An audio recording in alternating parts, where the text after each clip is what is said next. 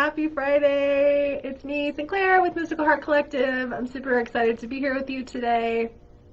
And for my first weekly live video that we're doing on Fridays to give you an opportunity to ask me questions and sorry, I'm just checking to make sure this is working out. Okay. For you to ask me questions and for me to be a resource and to discuss some of the stuff that I'm talking about on my blog. And I had been wanting to integrate some video into the mix. I love writing, and so blogging is really natural for me, but a lot of people like to receive their content through video. So I wanted to have that as an option. And I didn't like recording them and kind of talking at people and editing. So here we are doing it live. And so today I want to talk about, well, I have some questions that were submitted, so thanks for that. And so I'll get to those. And the topic I want to talk about today is what I posted on my blog earlier this week. So there's a great post that you can check out as you are watching this or after. And the content is the 5 pillars of healing with psychedelics. So this is it's a tool, it's a guide, it's a little bit of a roadmap for you to give you kind of the what around what do I need to know about preparing for working with psychedelics. And so this is a really basic little roadmap that you can use with yourself to get the most out of your time with these medicines. So the first pillar is kind of one of my favorite concepts, really, is start where you are. And so it's basically an assessment, a self-assessment, doing a deep dive with yourself and sort of doing the work around understanding, why am I called to work with these medicines? What do I want to work on? What do I want to heal? Am I ready to do this? Are there some areas where I need to do some work with myself before I spend all the time, money, and energy and effort into going on a retreat? What are my expectations? It's sort of like finding out where you are on the map. So it's hard to know where you're going if you don't know where you are when you start. And that sort of includes informed consent, which is understanding the risks, understanding what you're doing, what the options are, the different requirements and contraindications, and all the different nuances of each medicine and which one might be right for you. And then, doing the research and consideration around how to prepare your own container. And I use an example in the blog this week of having a distinguished guest come to visit you, such as your grandmother, Aya. So if you have grandmother Aya coming over, you want the house to be nice. You want to prepare her room for her. You want to make sure the house is clean, that you've stocked up on groceries. Like, if you're thinking about it, like having, these medicine spirits as coming into your life and being they're guests, they're partners. You're developing a relationship with them. So you want to create a nice space for them. And it's the experience itself and the integration piece is so much easier and better when you put the time and effort to prepare yourself and create a container. I say this all the time. I will continue to always be a broken record around creating the container, because preparation is integration. They're the same thing. It's making sure you put effort into the beginning part is just as important as what you do during the medicine experience and after. So they're all equally necessary. And preparing your house for Grandma Aya you're gonna have a better experience. You're gonna be able to focus on what you want to heal, and instead of kind of, oh well, maybe you were eating a bunch of junk food and not really paying any attention to why you're doing this or whatever, you sit with the medicine and it's hard and it's not a good experience. You may have a hard experience. Sometimes that's what you need. And that's totally good. That's okay. But having a hard experience because you didn't prepare or you are kind of not sure why you're doing it or what you're even doing, that's a different kind of hard experience that is really kind of creates a lot of suffering. And so starting where you are, doing that self-discovery piece, that finding out everything you can about what you want to do is a really key step to being responsible toward yourself and toward the medicine and toward the experience. So, number one, start where you are. And you can always come back and start where you are. Like, you're always starting where you are, no matter where you are. That's why I really like that concept. I also talk about a book that is called Start Where You Are. Pema Chodron is a Buddhist, sort of famous Buddhist who writes books about how to deal with ourselves in all of these different ways that we, wherever we are, whether we're suffering, whether we're going through something hard. She kind of uses Buddhist principles to share ways to process and to allow and to sit in whatever is going on with us. And that book is amazing. I really recommend it. So the second piece is the second pillar of healing with psychedelics is going to be the self-discovery, or sorry, the holistic preparation part. So when I say holistic, I mean whole. So in the West, we kind of go through a disconnection as far as if you think about our medical system, we have all these different specialists. It's like, okay, well, your mental health is one thing and your physical health is one thing, and even the systems in your body are all different things, but really we're one organism, we're one being, and making sure that we cover all the bases around preparation, that's a holistic preparation plan. So you're covering the mental aspect, you're preparing your mental body, you're preparing your emotional body, you're preparing your physical body, and you're also preparing your spiritual body. So those are kind of the four components of that.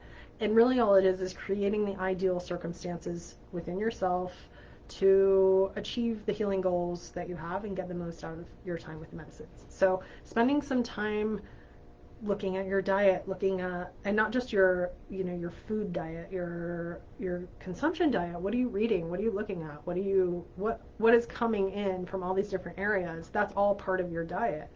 What are you, how are you sleeping? How is your, support system? How, that's part of the emotional piece. What does your whole life look like, and how can you spend some time and energy supporting yourself to prepare for doing these medicines and having these big experiences. And the spiritual part, for some people, maybe one of the reasons you're looking to work with psychedelics is because you feel disconnected from your spirit, and that's okay too.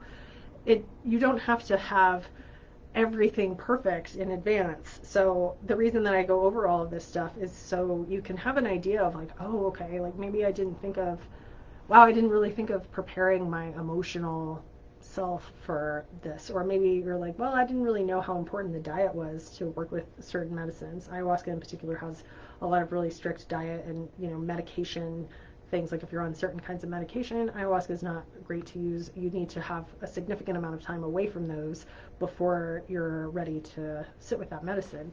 And there are some other things like behaviors. Maybe you're working through an addiction, or you have trauma, PTSD.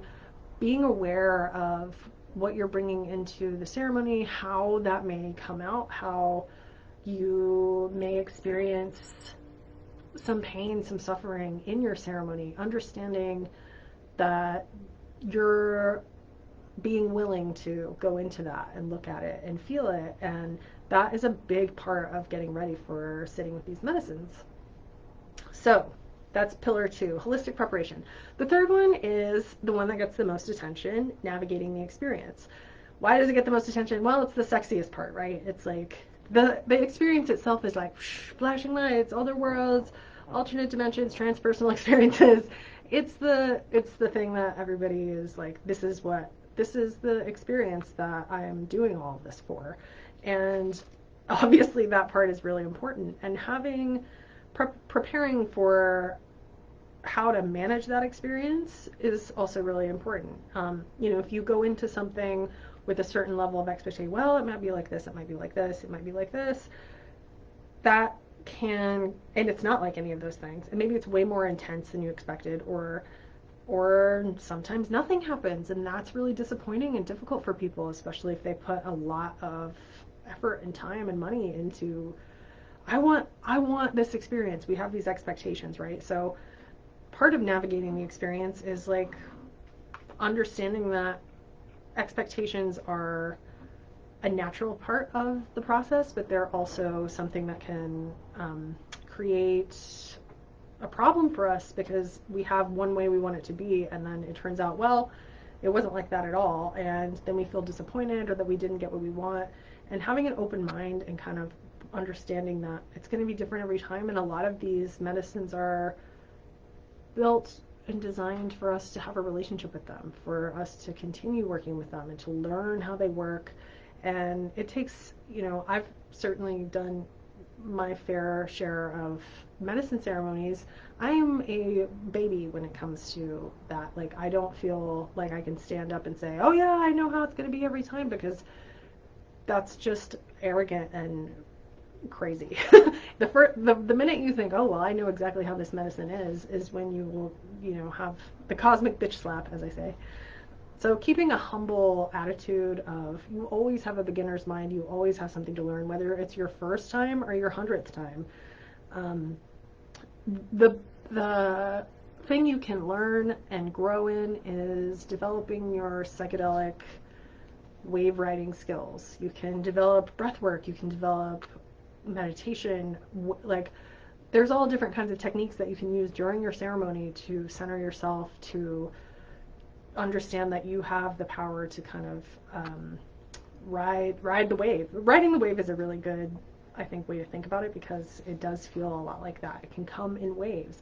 At one point it might be very intense. You may feel, your identity unraveling. You may feel things that you've always known to be true to be coming apart, and there can be a lot of fear around that. And I talk about willingness a lot.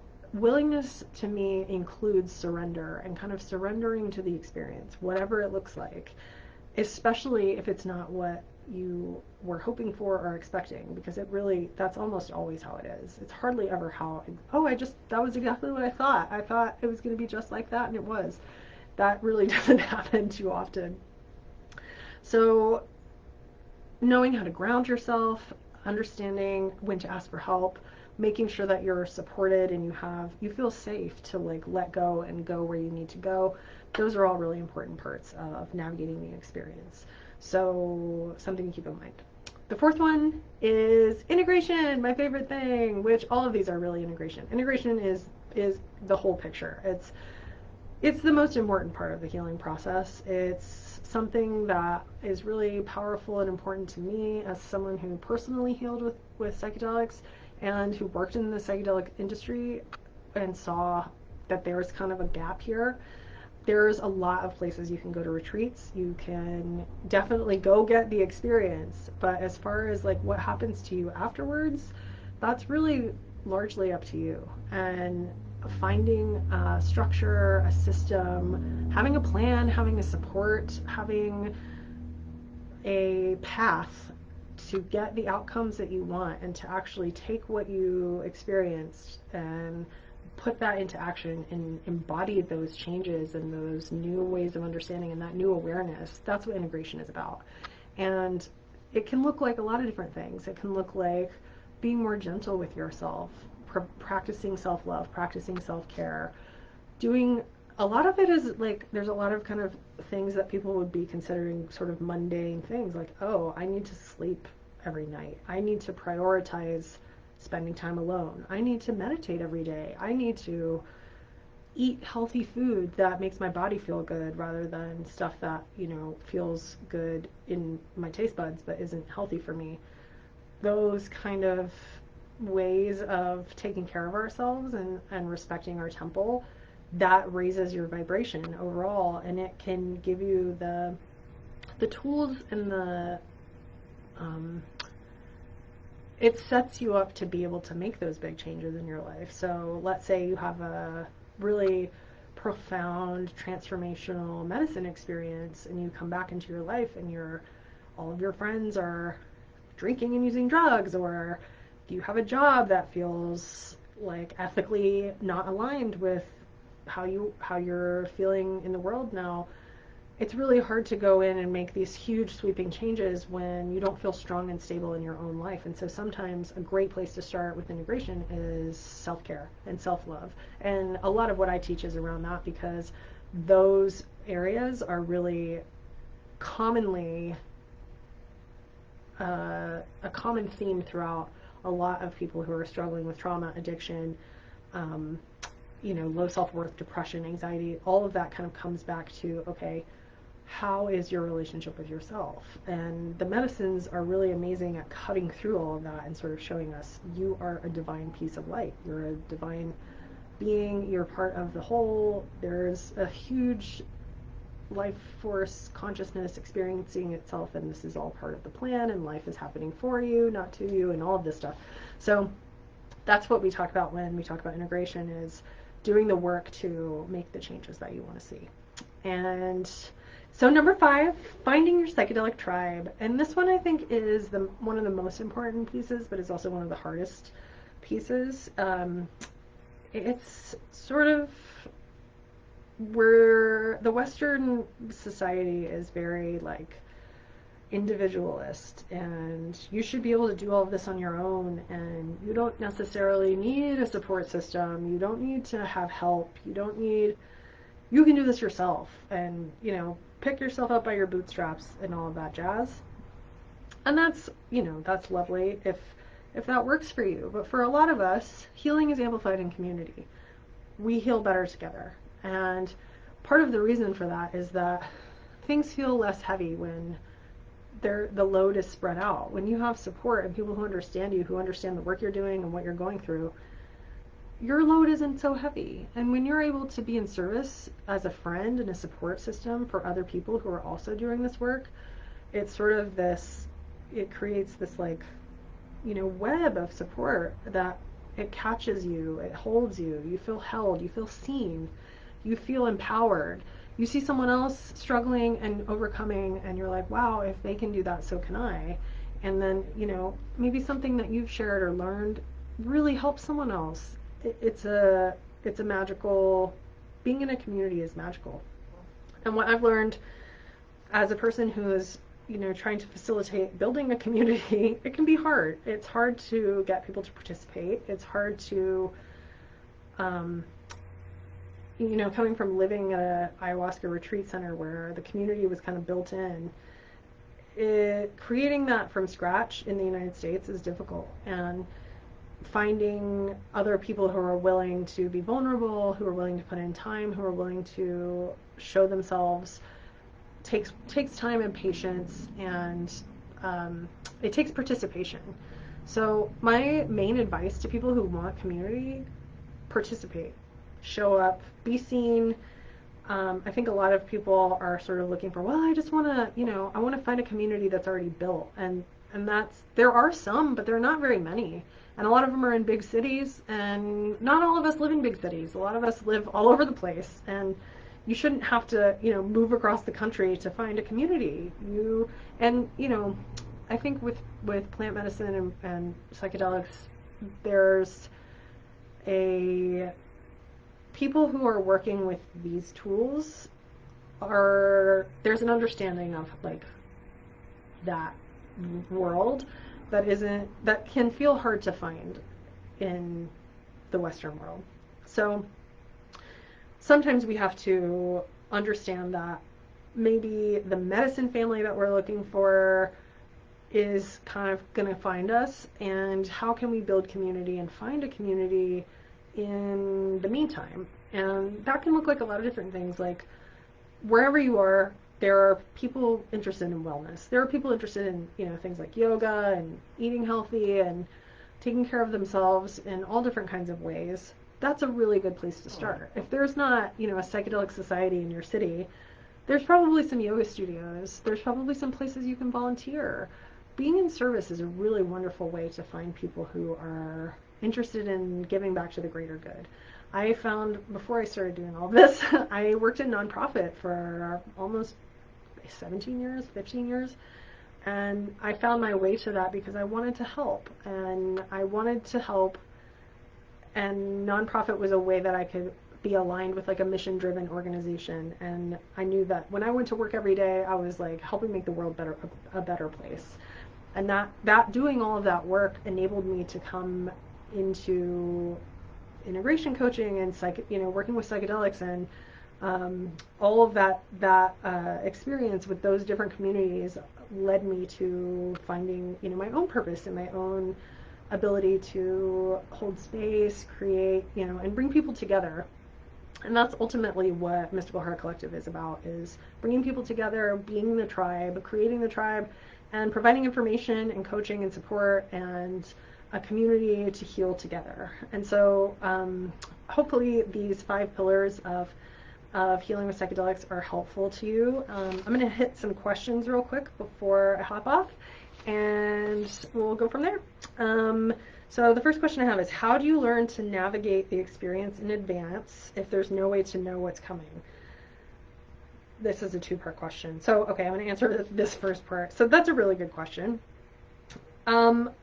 It's hard to know that if you have never worked with any psychedelics before. The first time is going to be an initiation. It's an experience unlike anything else that we feel in this human realm, other than maybe like there are some other ways to get to that. There are a lot of other ways to get to that, actually. There's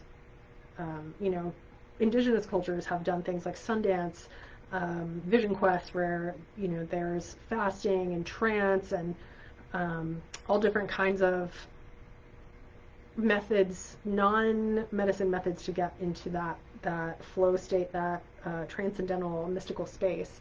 And that's been going on for as long as humans have been alive. These medicines are a fast track to that. That's why they're great tools. So, unless you've had like a near-death experience or have done some intense fasting, maybe been in a coma, like there's a few different things I can think of off the top of my head that might be kind of similar. But there really is no way to know other than knowing that it will be different and something that you haven't experienced before. And the best way to prepare for that, the second part of this question is, how does meditation and breath work help? I mention those things a lot because meditation gets you in the practice of paying attention to your breath and creating a space where you're sitting with your breath and you're bringing your mind back to the breath. So using that and breathwork techniques where you're breathing in a specific way to facilitate, calm and giving your mind something to focus on. A lot of times the medicines can be very overwhelming, and so when you have this practice with your breath and you're used to bringing your mind back to that, it's a lot easier, even when you're experiencing the medicine, to come back to that place. And for me, the medicine taught me how, okay, do you see when I come on like this, how you can use your breath to ride the wave and not feel scared?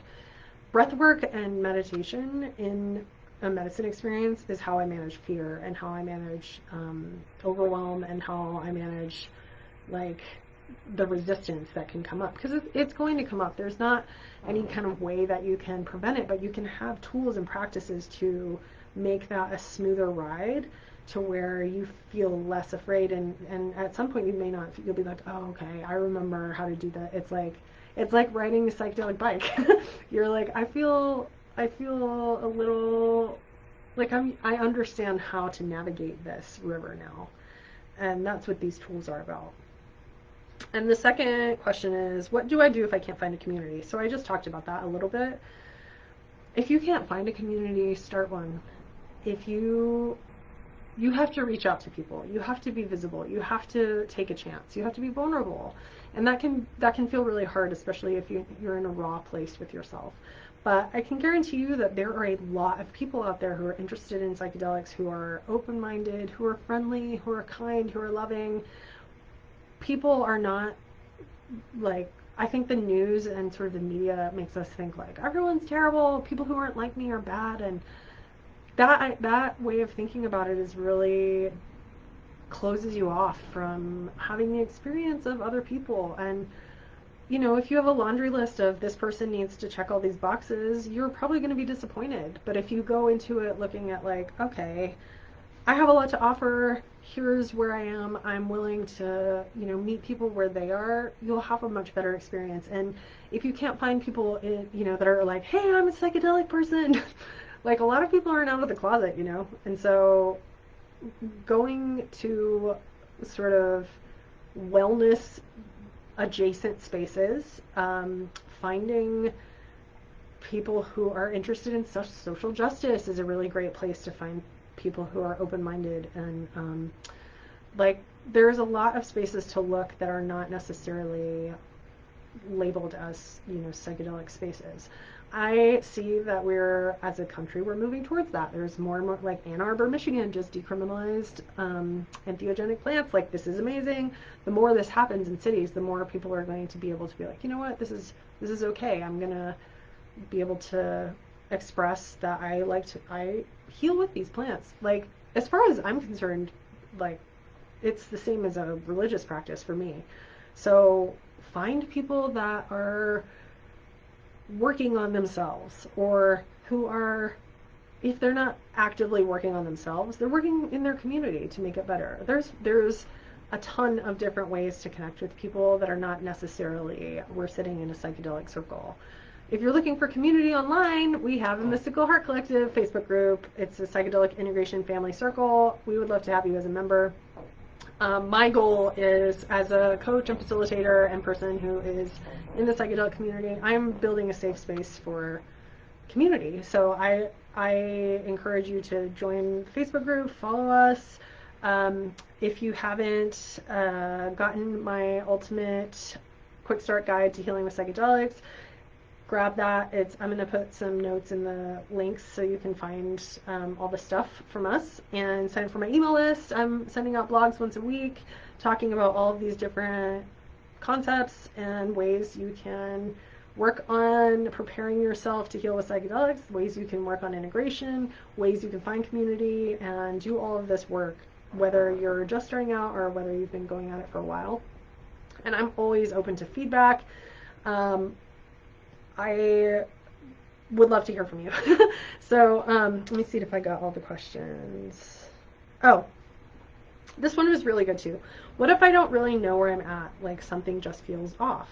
So that, I think, is a really common feeling of not knowing what's wrong. Like, maybe something just feels wrong. Maybe life doesn't feel aligned. I certainly felt that way myself when I was coming to the end of my alcohol addiction and preparing to like make some really big shifts in my life before I started working seriously with plant medicine. That's a scary place to be. And I think I did a podcast interview this week with my friend Nate, and he was talking about how a lot of people find their way to plant medicine because they're desperate and they feel like it's their only hope. And I certainly understand that as well. And I think the answer to that is it's okay. You know, I talk a lot about starting where you are. What that means to me also is being compassionate to yourself wherever you are. So if you're in a space where you don't know and you can't answer all of these questions, that's okay. You don't have to check off, okay, I've hit all of these criteria, I'm ready to work with plant medicine. If you're ready, you're ready. And like, these preparation guidelines are tools to help you. And I always say, like, take what resonates and leave the rest. Take what resonates and leave the rest in all of your life. Whatever sits with you and you're like, yes, I like that is true for me. But this other thing that this person is saying, I don't really vibe with that.